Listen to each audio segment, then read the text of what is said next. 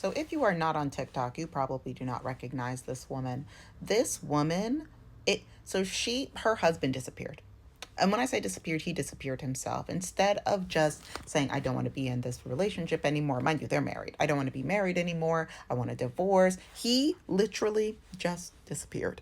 He didn't tell anybody. He didn't tell his friends. He didn't tell his co-workers. He didn't tell. This woman thought that her husband was kidnapped. She thought that he was just straight off the face of the planet, because generally everything was pretty fine. They were planning, I mean, like, it wasn't fantastic. They were planning on starting couples therapy. Like, there were little things, but she was like, and then he just was gone. And then she has been documenting moment by moment her realizing that her husband is gone, her trying to find him, like making police reports, going to his job. People at the job were like, oh my god, this sounds serious, we'll like help you make the report, reaching out to his family, reaching out to like keep his going to school and all this stuff, all because her husband is a coward and a cheater, because there was another woman, like he was cheating on her with multiple people, and then the woman that he was, if I remember correctly, the woman that the other woman that the husband was with is also in a long-term relationship, and she's not planning on leaving her partner to be with him, but they were also looking at apartments together. I don't know. She was figuring out a lot of things in real time, and she also said that the only thing that was keeping her sane was TikTok. TikTok was the thread that was tethering her to this world. Mind you, she, as anybody would, a valid crash out. And she was like, should I be posting everything on TikTok? No. And she didn't post everything. She did post a lot, but not everything on TikTok. But I want to take this opportunity to talk about a couple of important things related to her story. And hello, my name is Shayna. I'm a journalist. On this page, I talk a lot about decentering men and child-free living. If any of that sounds like a vibe, please like, share, and subscribe. And if you are curious about starting your freelance writing journey, then definitely go to the link in the description. I'll also be including it up here because I have a course that teaches you how to do that.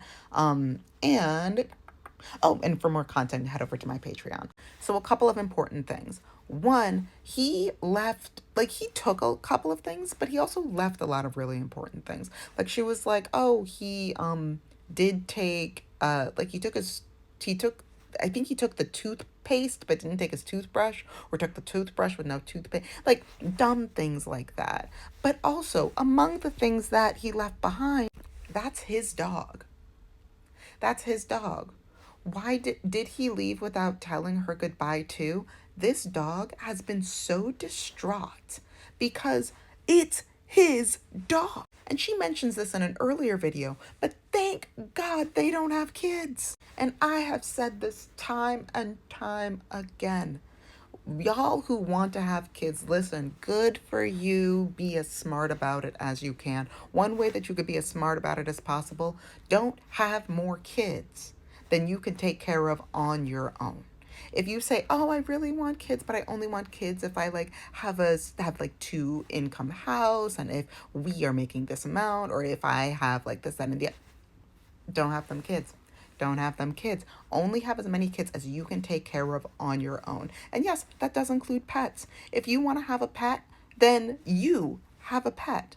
But if you're like, oh, this is going to be our pet, we're going to have this cute little puppy to get, have as many dependents as you can take care of on your own, because the concept of, oh, I'm just going to pick up and go, she got left behind too.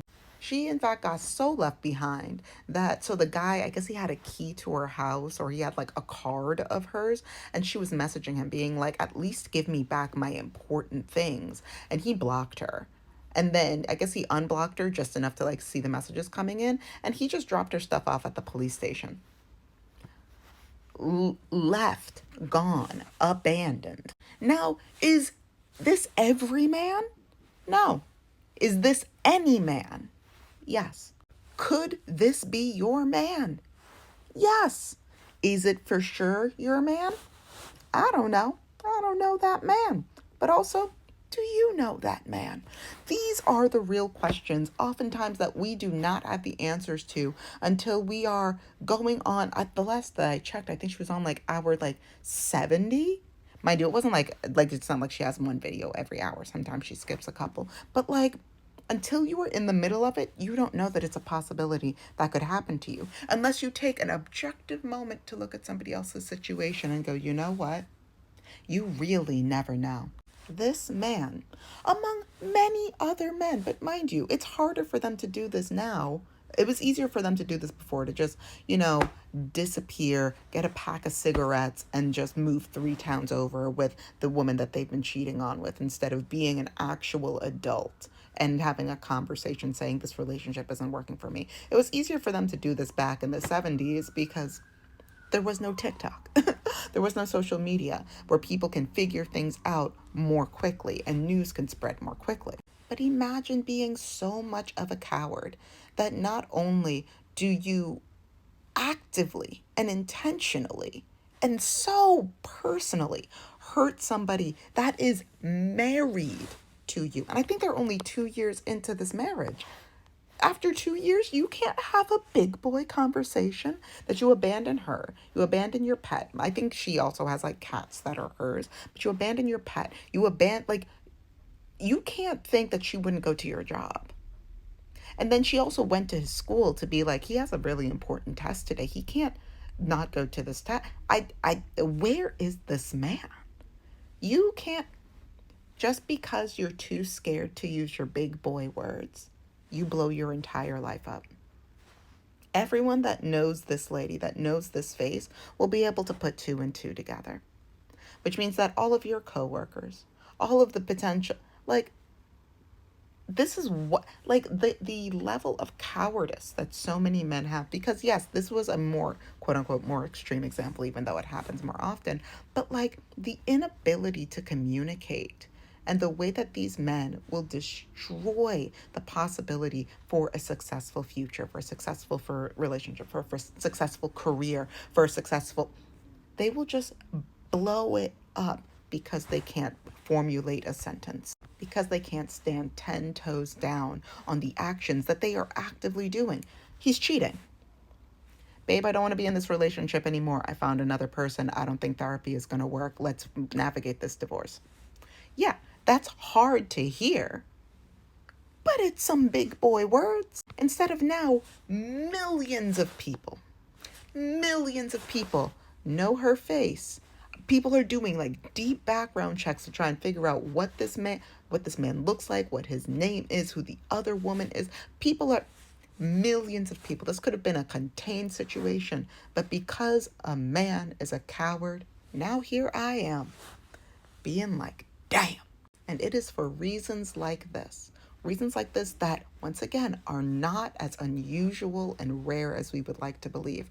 When I meet a woman, and for the women that I also know, because I know a couple of stay-at-home moms, not a lot, but I do know a couple, it is such a risky situation to be in. I don't know if I could ever trust a man that much. I don't know, because you really just never know. You never know. But I wish her peace. I wish her healing. I wish her calm. I wish her money. I wish that dog gets all the chew toys that it needs for free.